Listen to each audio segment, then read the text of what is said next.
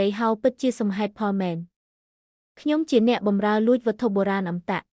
ប្រសិនបើអ្នកមិនមែនជាអ្នកបម្រើរបស់អមតៈទេតើអ្នកដឹងពីរបៀបជួសជុលវត្ថុបុរាណអមតៈទេអ្នកណាក៏អាចបដូរថ្មបានដែរប្រសិនបើអ្នកមិនបានលួចយកវត្ថុបុរាណអមតៈទេតើអ្នកអាចមានទ្រព្យសម្បត្តិច្រើនយ៉ាងនេះដោយរបៀបណាគ្រួសារខ្ញុំមានផ្សារទំនើបមួយការពិតគឺចេញមកដោយមិនសមហេតុផលហើយអ្នកនៅតែហ៊ានលេងសើចជាមួយខ្ញុំឆ្មាំចាប់បរោះនេះឲ្យខ្ញុំចាំបន្តិចសិនអ្នកមិនអនុញ្ញាតឲ្យខ្ញុំលក់ម៉ាស៊ីនគិតលេខរបស់ខ្ញុំទេមិនអីទេឥឡូវនេះអ្នកចង់ប្លន់ខ្ញុំពីពួកគេហើយបន្ទាប់ពីប្លន់ខ្ញុំអ្នកចង់ចាប់ខ្លួនខ្ញុំអ្នកចង់ឲ្យខ្ញុំហៅប៉ូលីសមកចាប់អ្នកអត់ចាំទេអ្នកចង់ឲ្យខ្ញុំរាយការណ៍អ្នកទៅអធិរាជហាខ្ញុំជាអធិការបតីនៃ Grand Summer ប្រមុខរដ្ឋមន្ត្រីទាំងអស់តើអ្នកមានឋានៈអ្វីក្នុងជីវិតអ្នកហ៊ានរាយការណ៍មកខ្ញុំហឹម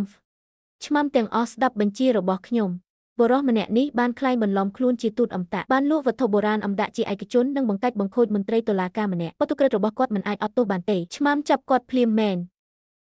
ខ្ញុំចង់ឃើញណាស់ថាអ្នកណាហ៊ាន Robin Howell ប្រសិនបើអ្នកហ៊ានប៉ះលោក River អ្នកកំពុងស្នើសុំសេចក្តីស្លាប់ដល់ព្រះនាង Veda ថ្ងៃនេះខ្ញុំចង់ដឹងថាតើព្រះមហាក្សត្រចង់ឲ្យខ្ញុំស្លាប់ឬទ្រង់ស្លាប់ជាការពិតណាស់អ្នកនឹងត្រូវស្លាប់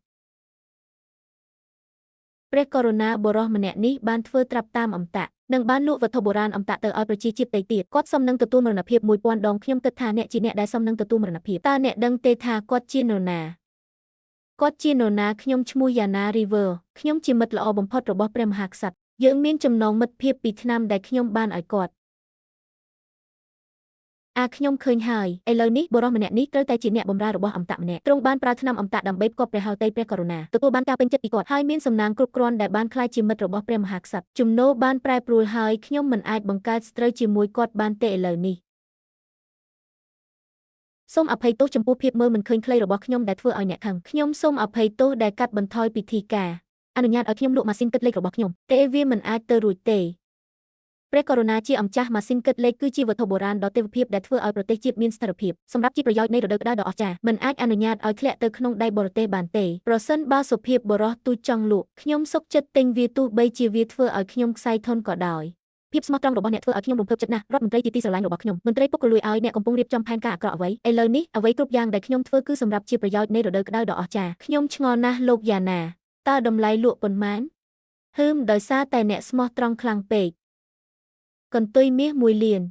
តើអ្នកអាចមានលទ្ធភាពទិញវាបានទេកុំបារម្ភអីលោក Rivers រដ្ឋមន្ត្រីជាទីស្រឡាញ់របស់ខ្ញុំគ្រួសាររបស់ Howe ត្រូវបានគេស្គាល់ថាជាអ្នកមានបំផុតនៅភាគខាងត្បូងគាត់ពិតជាអាចមានលទ្ធភាពទិញមាស1លានកាក់